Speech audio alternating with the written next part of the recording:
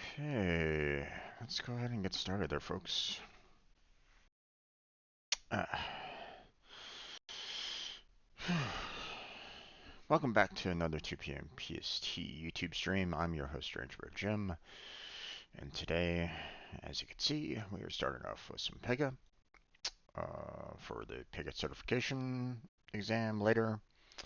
Um, Now, don't worry, I haven't set myself up for it yet. I still got a lot more to learn to kind of uh, get everything locked in my brain, and then then I'll try. But until then, uh, we're going to continue studying. We're going to continue taking a lot of mock exams and questions and so on and so forth to get to that point. Um, Now I'm doing this live right now on YouTube. Um, you know, 2 p.m. Pacific time zone. So um, you're welcome to come on over and check in live if you want. Um,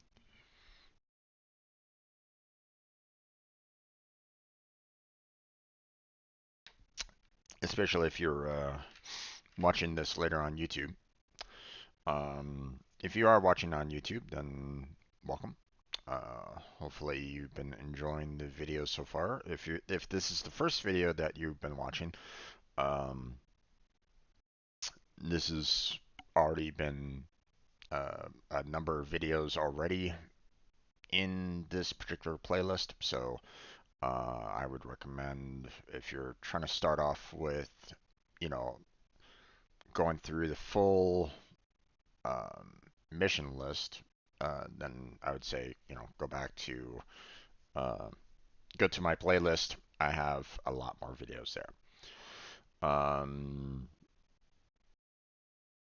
so, who am I, and what are we doing here?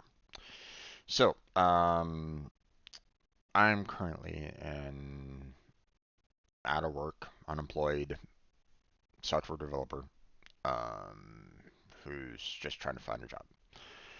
My last job was in Pega, but problem was that I was not able to get my certification.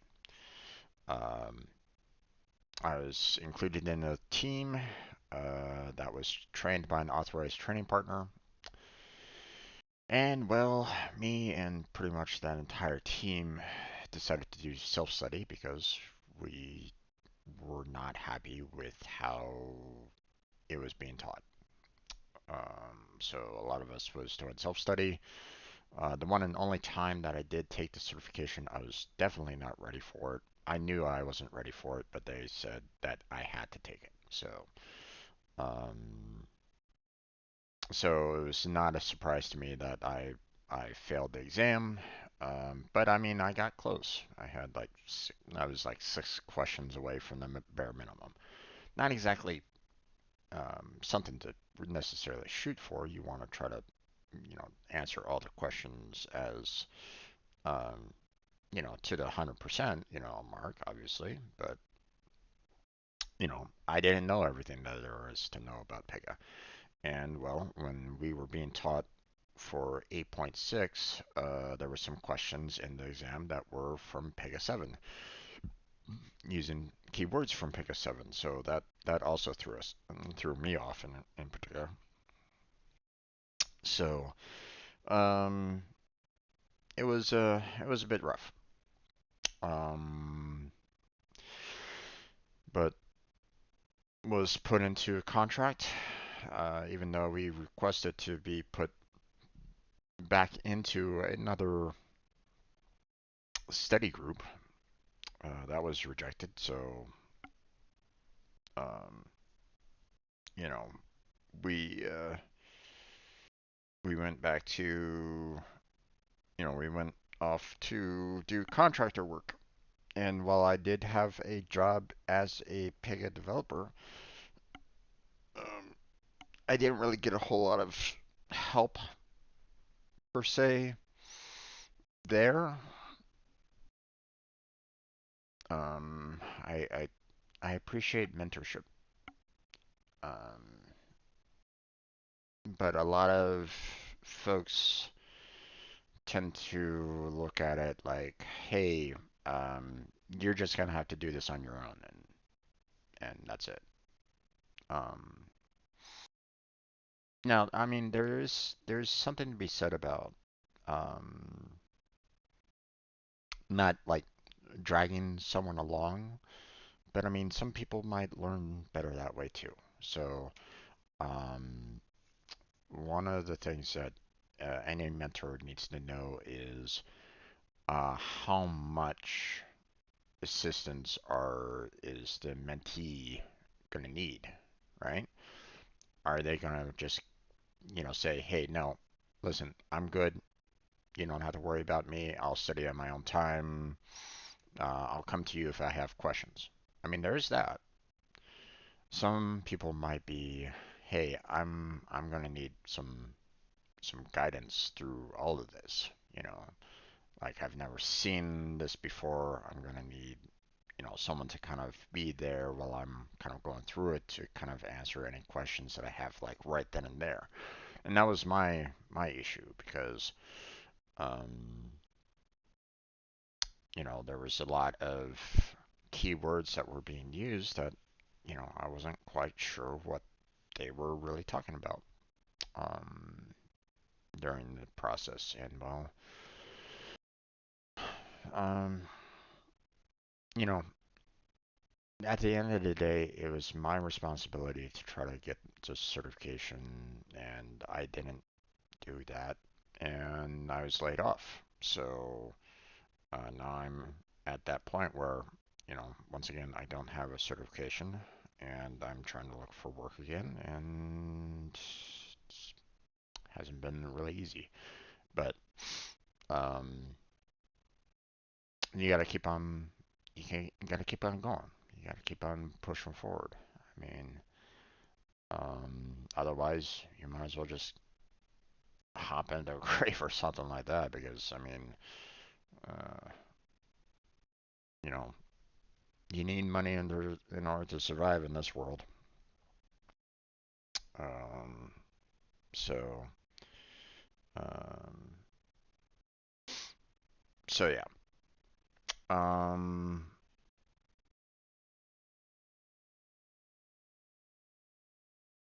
so that's who I am. So I'm currently working towards getting my system architect certification. So, what you the viewer should understand is that I'm not an authorized training partner, and this is not an instructor-led training. Okay, I'm not an expert in Pega. While I do have some knowledge, it's not vast. Okay, it's not a vast amount of knowledge, so you're just gonna have to kind of work with me to get to your destination along with me. Okay, so you're gonna be kind of along this journey, along this path to our destination for the certifications. Okay. If you want to take the instructor-led training, then I would recommend doing so. I mean, it is supposed to be hosted by Pega Academy directly. Um, it does cost quite a bit of money though. Okay, $5,000 is not necessarily cheap in my mind. Um, you know, some people, you know, if you're getting like $800 a month or something like that, and half or more of that is going to rent, then um, you know, you're going to take months to build up $5,000. So make sure that it's worth it.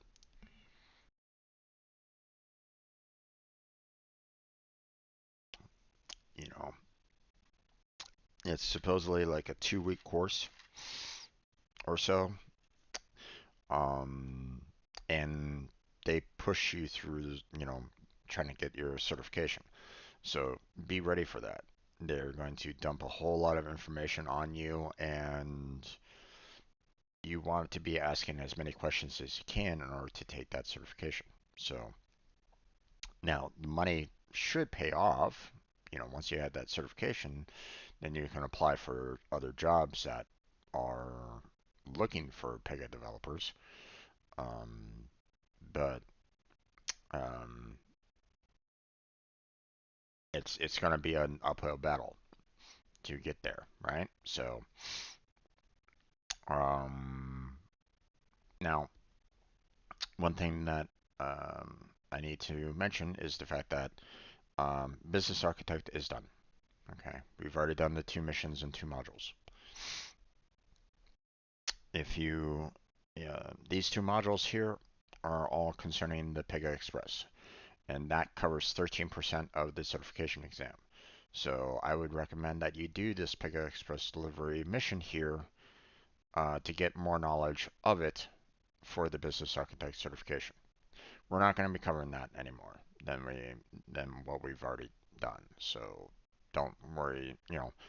Um, if this is your aim, then I would recommend start doing some mock exams, mock questions, go back over the missions, go back over keywords, so on and so forth to take your certification exam.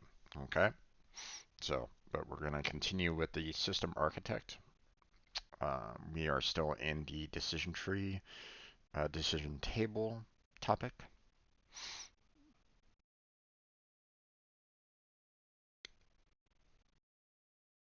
We covered decision tree or decision table yesterday, so now we're going to go into the decision rule conflicts.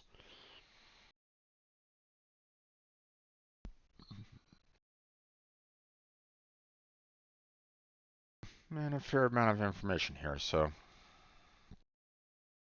Okay, so decision rule conflicts. Conflict tests. You can unit test decision tables and decision trees by using the same facility as other rule types.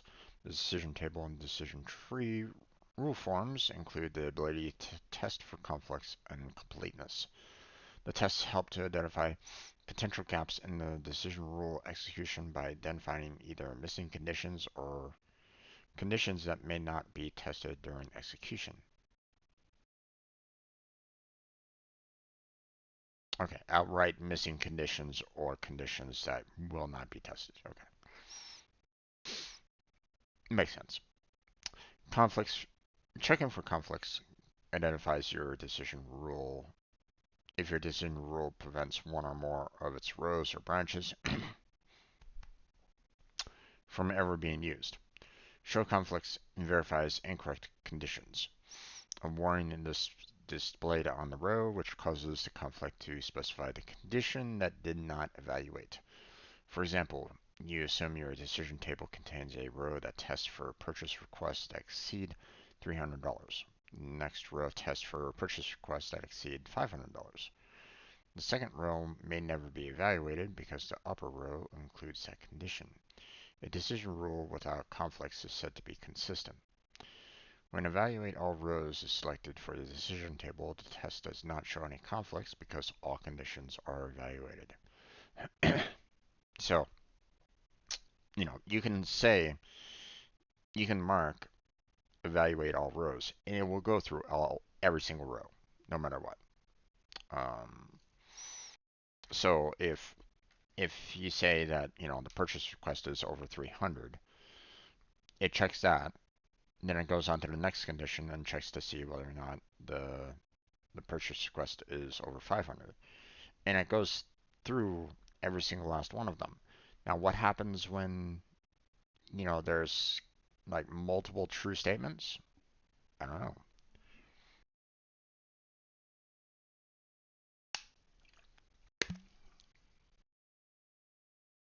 Does it pick the top one? Does it pick all of them? I don't really know. Um, I'm not certain. You know, that's one of those things where it's like, I don't know um, what Pega does in that particular instance. You know, um, now obviously, if you're building the decision table, then you'd want to make sure that you wouldn't necessarily have that happening.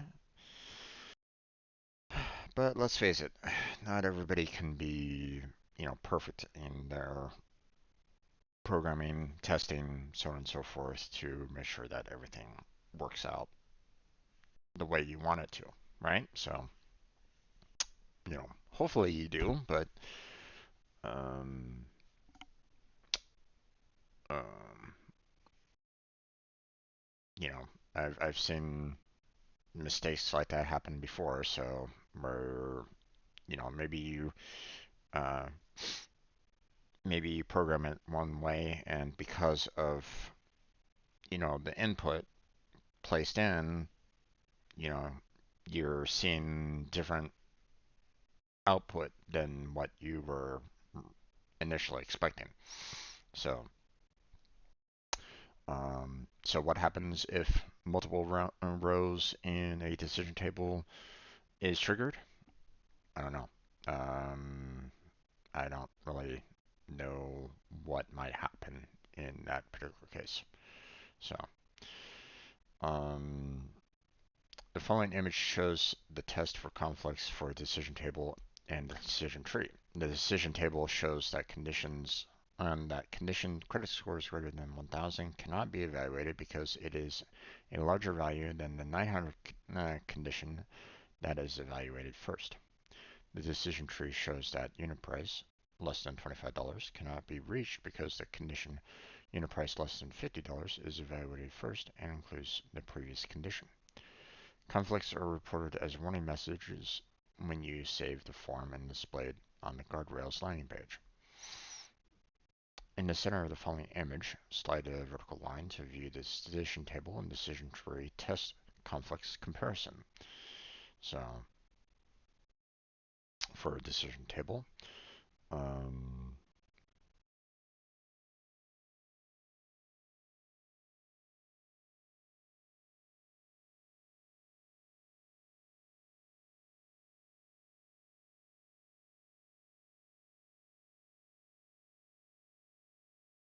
see if the credit score is already over 900, then it'll already go to the approval level 1. You know, otherwise, why would it even need to check for this? You know, because it's already over 900. You're not going to see um, that second row if it's over 900. So if the credit score is 1000, you're never going to see it. So if it's below 900, then again, you're never going to see the second line. Maybe it'll be above the third. You never know. But yeah. Um, let's see. Same with this one. So if unit price is less than 50, which if the amount is say 10, right? It will automatically be approved. So it will never reach this line at all. The $10 will be, is less than 25, but it's already been approved. So this is a conflict. So check your knowledge with the following interaction. A conflict test helps identify missing conditions or branches in a decision rule. Not branches, so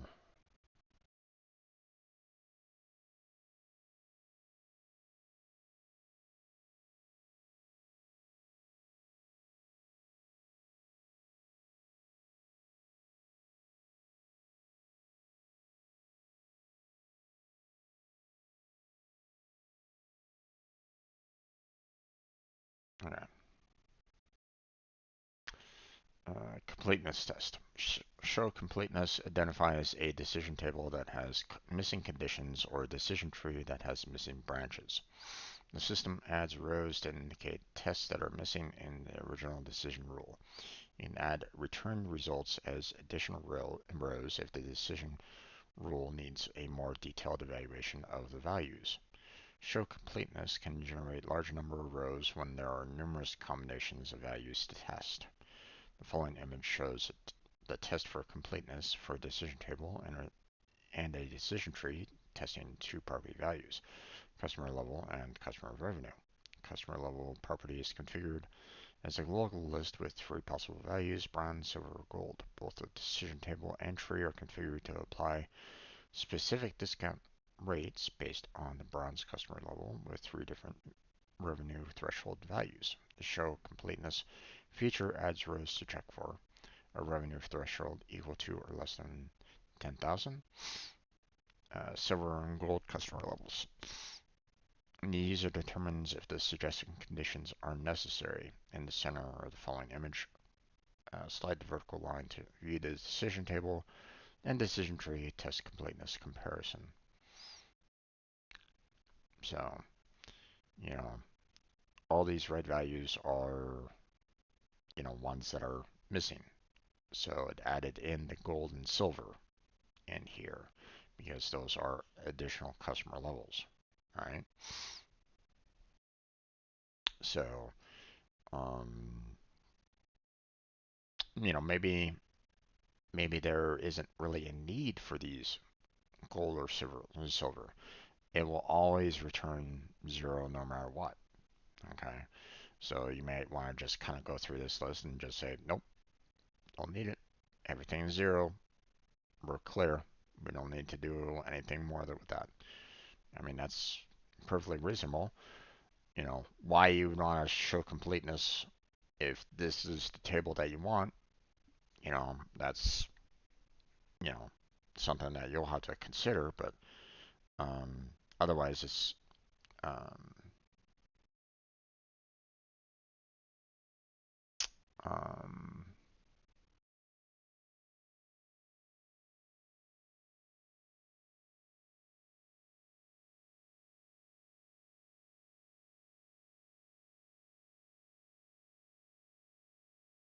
not quite sure why they're including um, um, why they are including the operators inside these rows automatically when you already have an operator up here. Um, that just is going to cause confusion along those lines. Hopefully that's something that can be, you know, fixed. Well, I'm hoping that if you said yes, it will just say, um,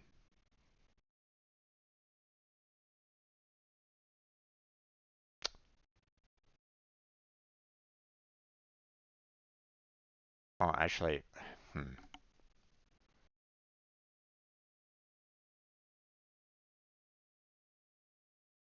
No, I mean this would have to be like completely fixed. Like, if the customer revenue is zero here, for example, then you'd want a value there. Okay. Having these additional symbols in there is just going to cause conflict with your initial operator up there. So that's a problem.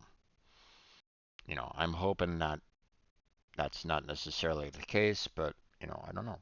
I don't know what you know um, how the process gets handled on this. Like if I said, hey, I want this line, you know, I want this line to be included in the table. Is it gonna actually leave it like less than or equal to 10,000? Then how is it gonna evaluate that?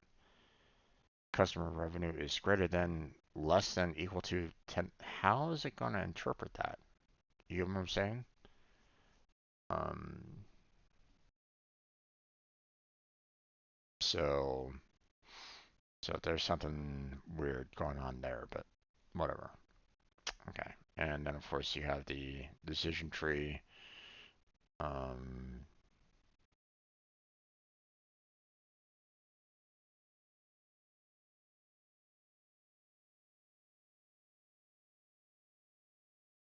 oh, um,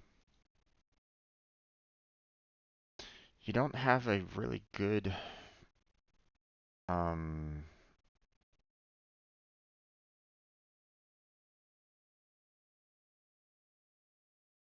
this isn't really a good show completeness for a decision tree, bear in mind. Because, if the customer level is bronze, then great, you have these other sub if statements to kind of evaluate through, right? But you don't have that same exact line structure for the gold or for the silver. If it was exactly the same, then you'd be seeing customer revenue in these other three lines there. But they're not doing that. So this one's obviously something that you will need to modify. Um,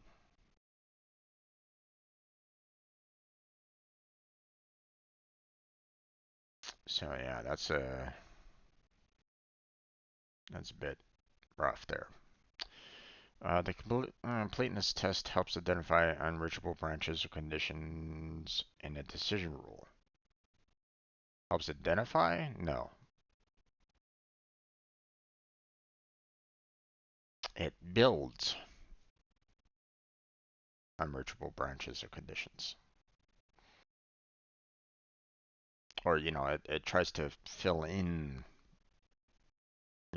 if you have any missing branches or conditions. You know, um, unreachable branches or conditions, that's another problem altogether. So, no, that doesn't work. So, there's all that. We might as well move on to the module quiz. Probably about 3 questions. No, 5 questions. Okay. Okay, so we got ourselves a little bit of a chart here. The U Plus banking application uses a decision table to recommend an account based on customer responses to an account selection form. What account type would an application recommend to a 19-year-old high school graduate who plans to accrue savings and have a large daily balance? So, so they're looking for a savings. Um,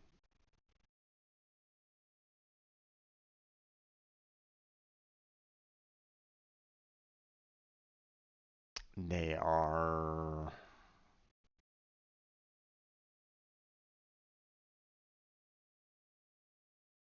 Hmm. I mean, I could say. Um, my problem with this are under 19 years or student. Okay, if they're 19, and is this less than or equal to 19, or is it just less than? If it's equal to, then we want a student savings. If it's just less than, then we'd want a savings plus. I'm kind of going with the savings plus here because they specified a large daily balance. So, so that's what I'm gonna go for, which is what they're suggesting. So, if the if the this particular graduate is 18 years old, then we'd probably want to go for the student savings first. So, even if they have a large daily balance. So, okay. Job recruiter is screening candidates to assess their qualifications. Recruiter determines whether the candidate matches the targeted position, matches a different position in the company, or does not match any position. A decision table based on the query's feedback automatically advances the case through an appropriate connector. Selected position, targeted position, or reject. Which two configurations, when used together in a decision table, meet this requirement? So create separate rows for matches position, matches another position, or does not match any position. Um, create separate columns for selected position, target position, or reject. Create a single column for position. Create one column for feedback with 3 rows for 3 possible decisions. So I have to choose 2. So um,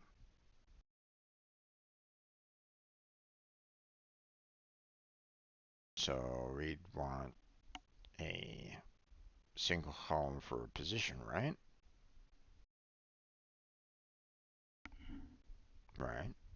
Um,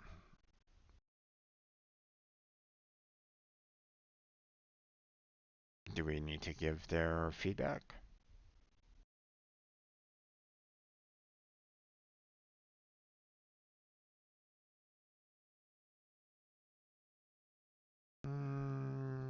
Probably.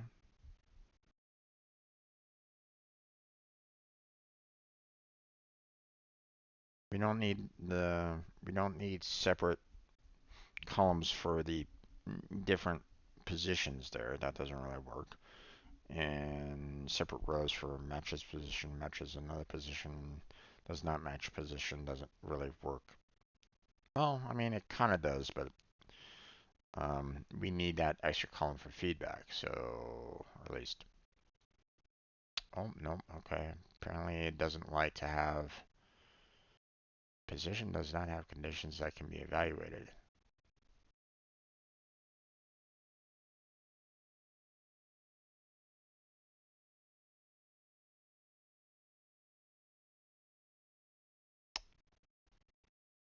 Okay.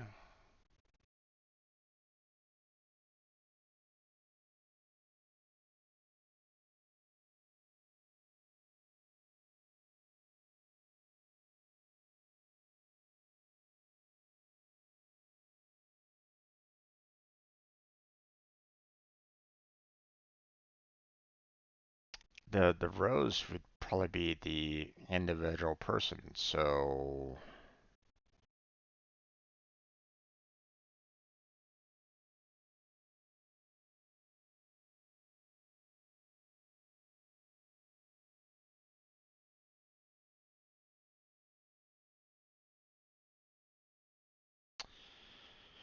and the fact that they have the 3 rows for the 3 possible decisions doesn't really make any sense either if they're wanting to do that. So, I don't know, man. I guess that the logic doesn't seem like it matches very well, but we'll move on.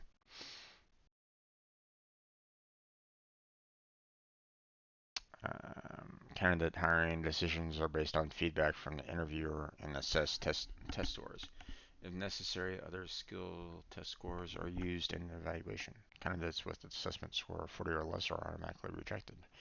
Candidates with assessment score of 60 or less are rejected if either their technical skill score or their interpersonal skill score is below 40.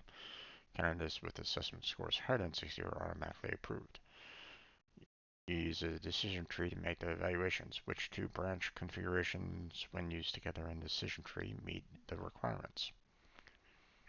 Um,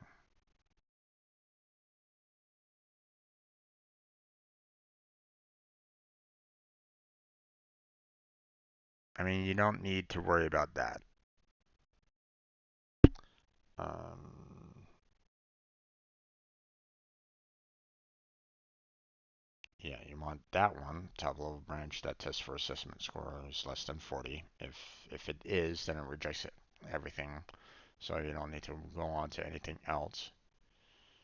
Um,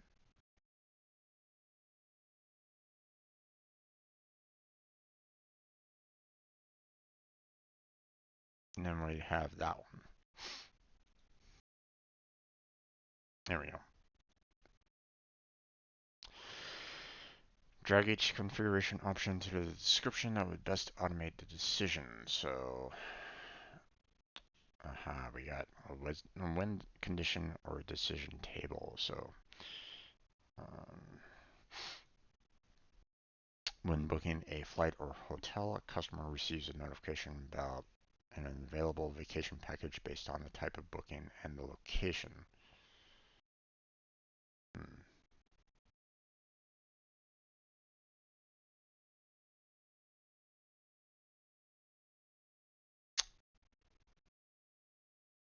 think you might need a decision table for that one. 2 weeks after the application is submitted, a hiring manager is notified if a candidate has not received the minimum number of interviews. That sounds like a win condition. Each week a customer receives a notification if they have unused discounts near the expiration date. That's a win condition. Before submitting a purchase order, a customer receives a recommended shipping type based on product availability and fulfillment warehouse location.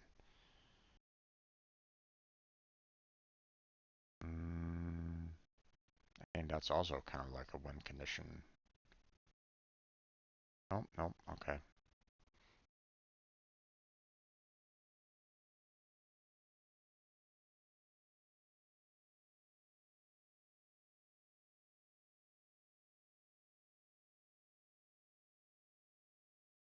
Okay.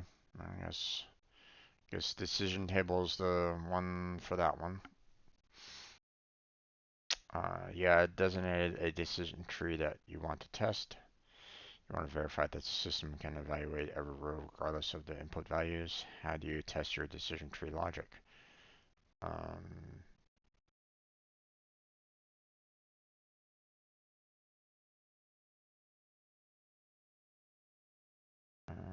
you want to verify that the system can evaluate every row regardless of the input values.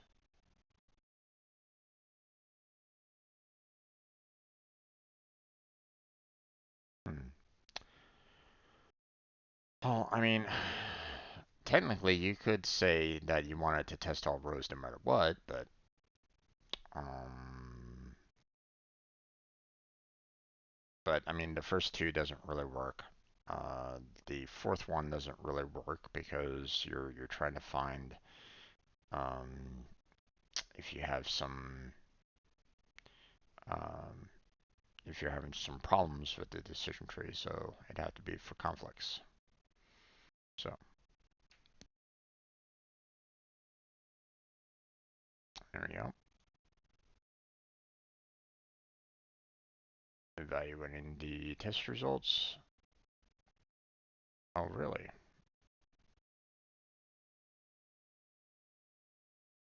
Apparently I messed up one.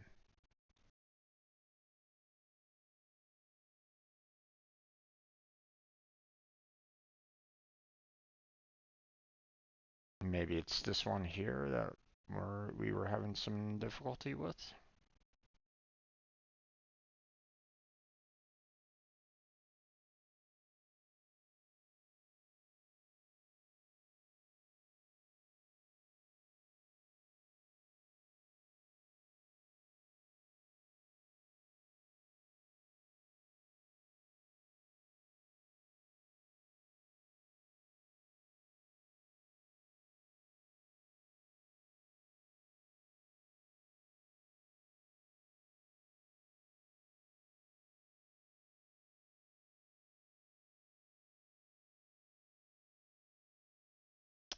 I.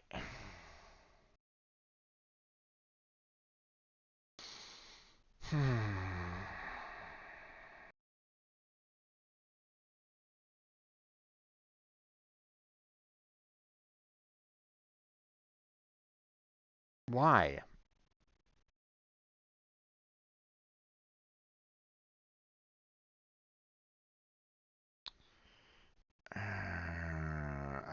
I don't know.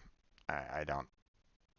I'm not quite sure what their logic is with this because I mean you already have 3 rows of for the 3 possible decisions, right? Then you'd want to have the columns that show like what you're trying to test out, right? You're already implying that you have 3 possible decisions. Then, you know, have the testing in the columns to handle that.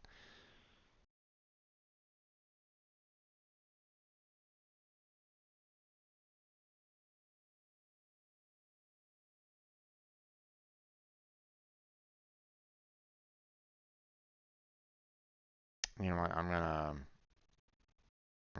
snipe that, or I'm gonna take a picture of this because it's like, wait, what?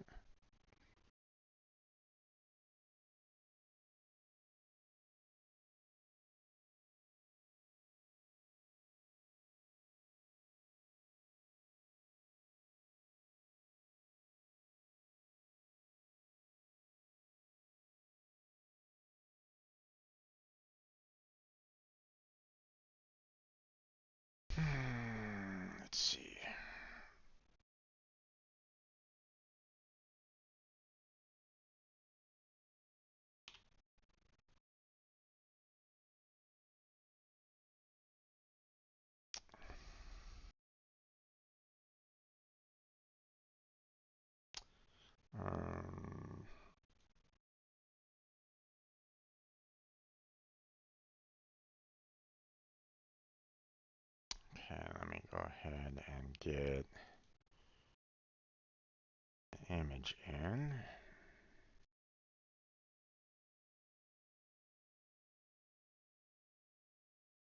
The answers on this question feels off.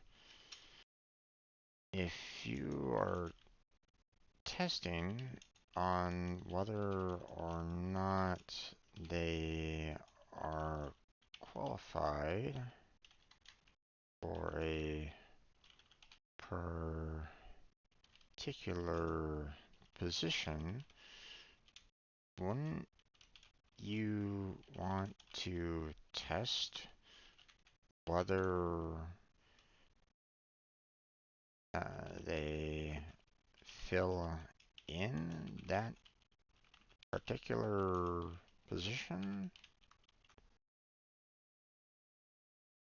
Hence, needing columns to test whether or not they fit that particular position.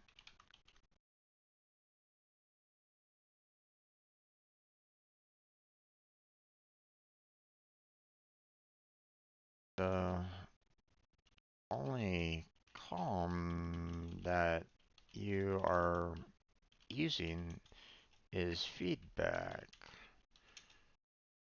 which can be considered subjective or wordy.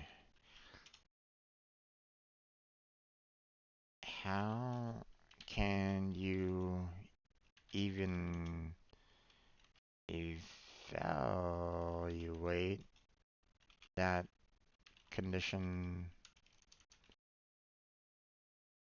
in the first place?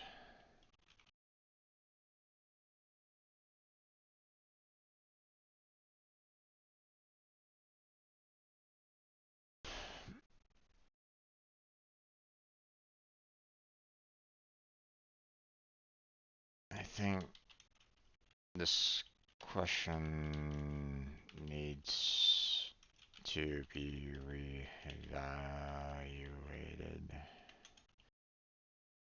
because I feel as though um, the logic isn't really there.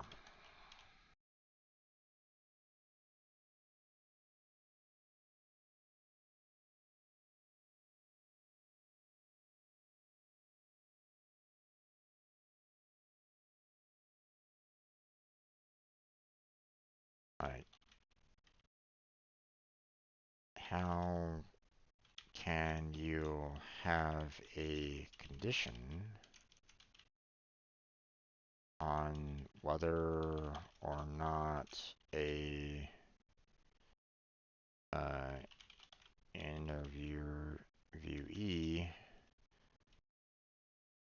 can fit into a particular position?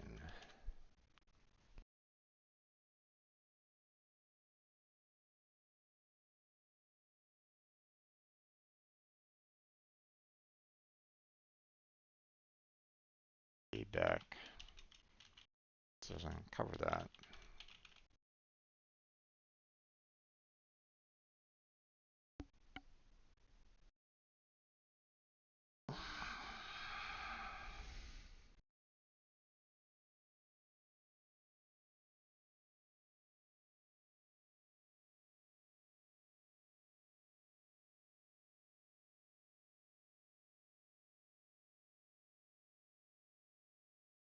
These items are connectors and not used in evaluation. That's bullshit because you're. It's like, um,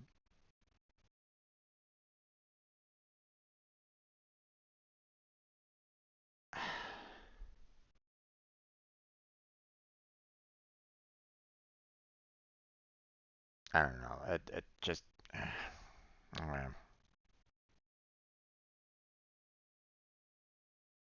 You don't need a decision table for this.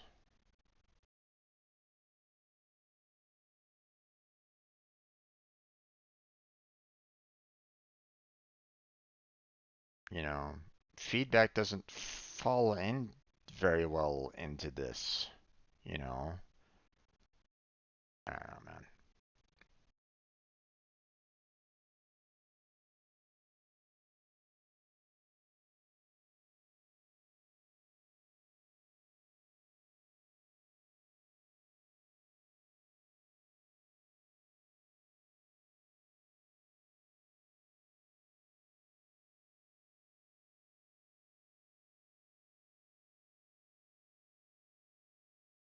Oh, they kind of changed this around here a little bit. Hold on.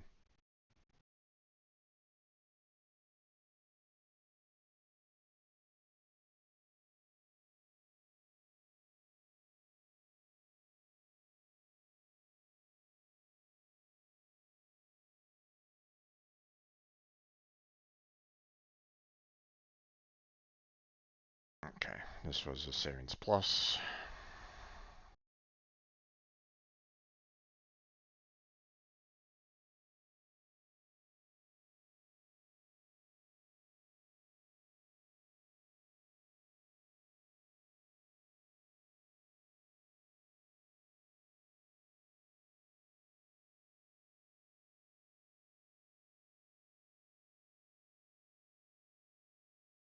There we go.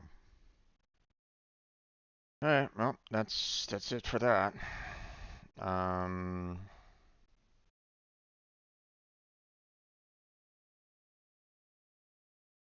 sorry, that fell a little off. So, um,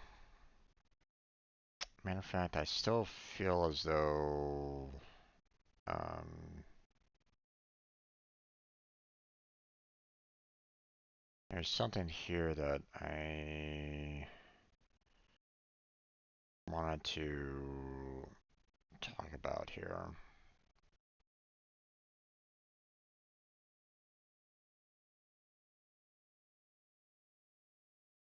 Um,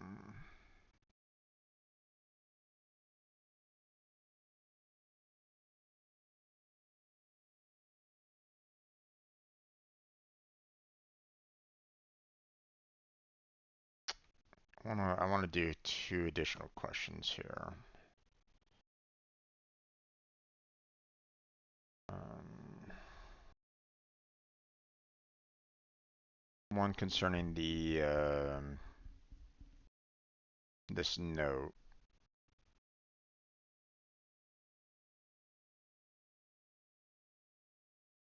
Let's see.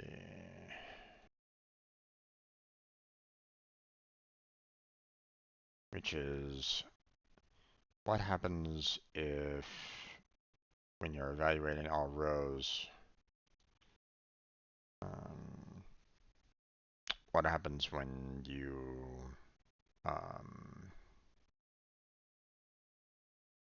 you know see two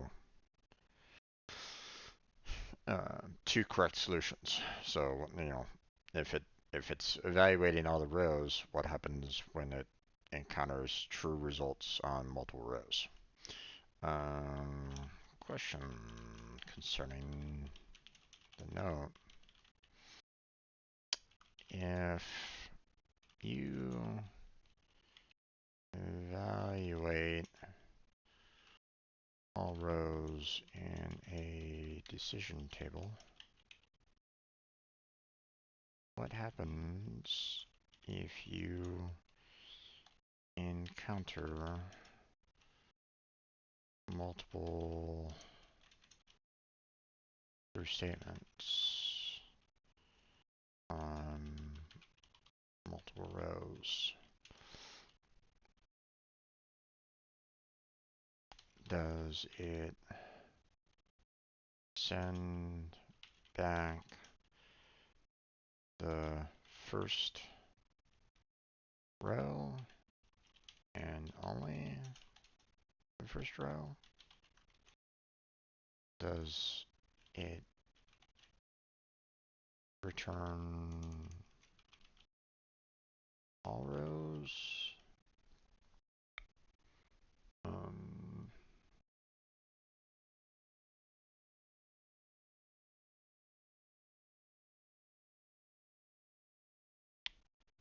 does it give you an error because you could potentially get multiple results?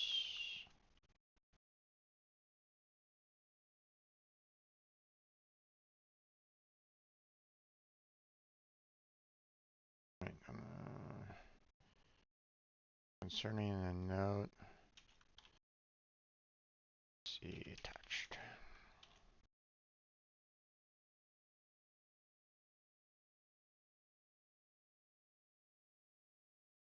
All right, submit that. And then,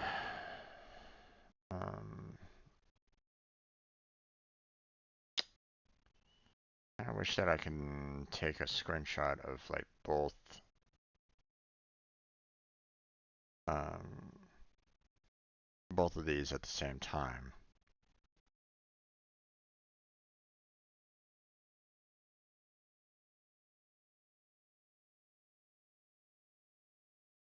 Mm,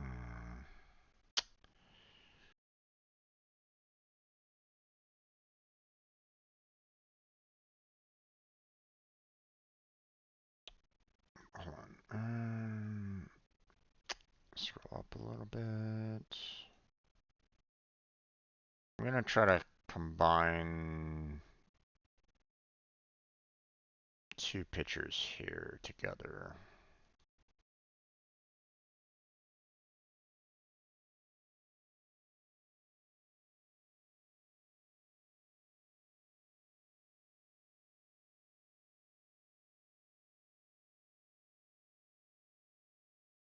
Oh, wait. I want to get that. And I want to do a new one. Grab that.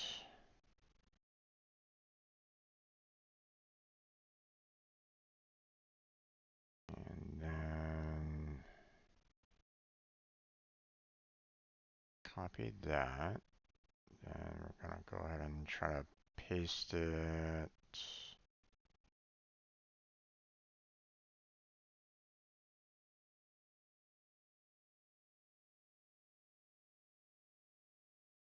There.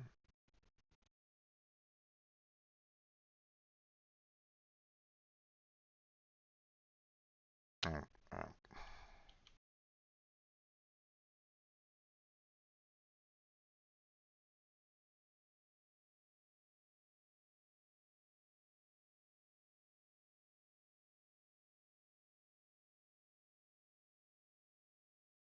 There we go.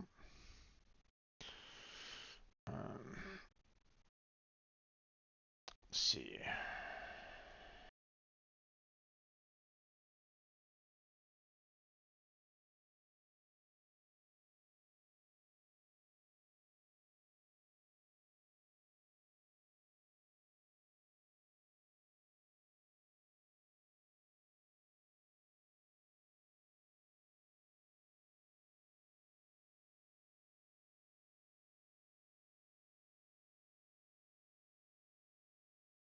Okay.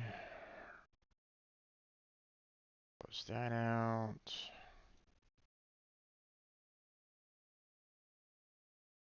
Um,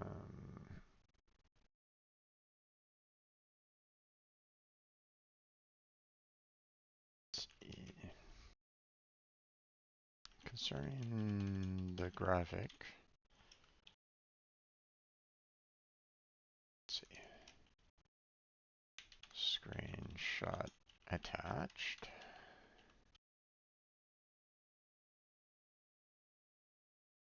Um, in completeness, is activated,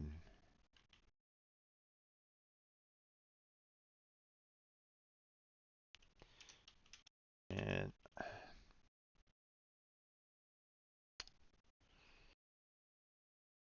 feels like it doesn't follow the previous conditions very well. For example, the statements added within the decision table is including operators such as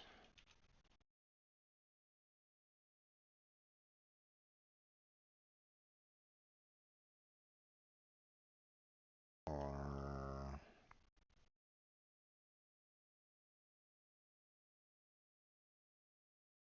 which was being covered from the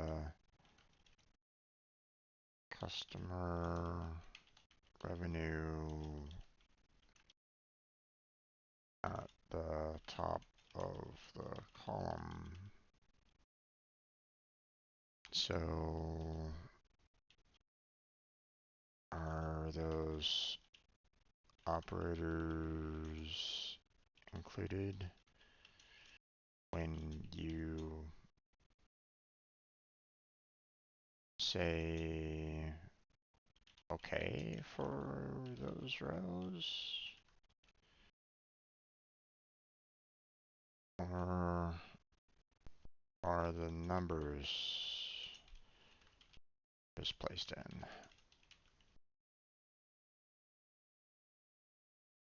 I ask because the last bronze having an evaluation of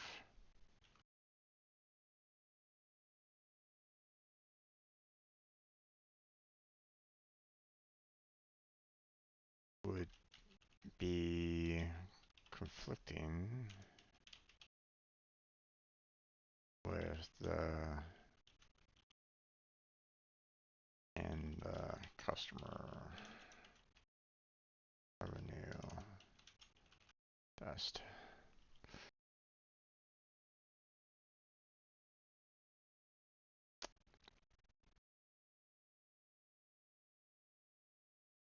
The decision table is even worse because it doesn't even include the customer revenue amounts for gold or silver. So what is going on there?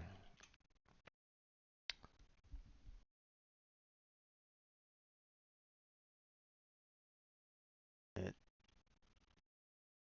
didn't follow the previous if statement structure.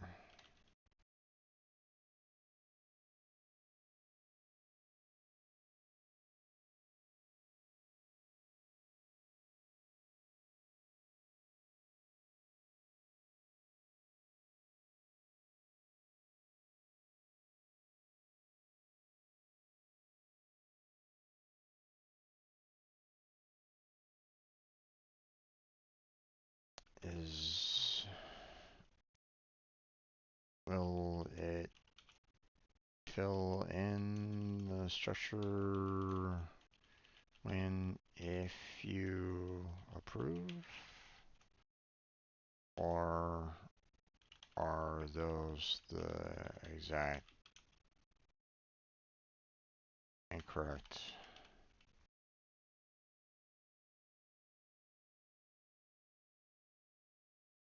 statements that will be added if accepted?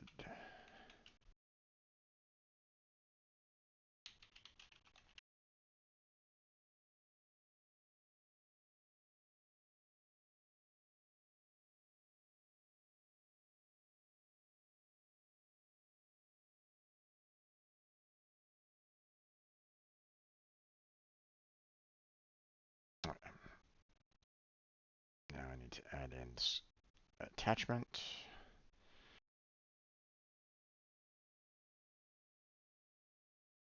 And there we go.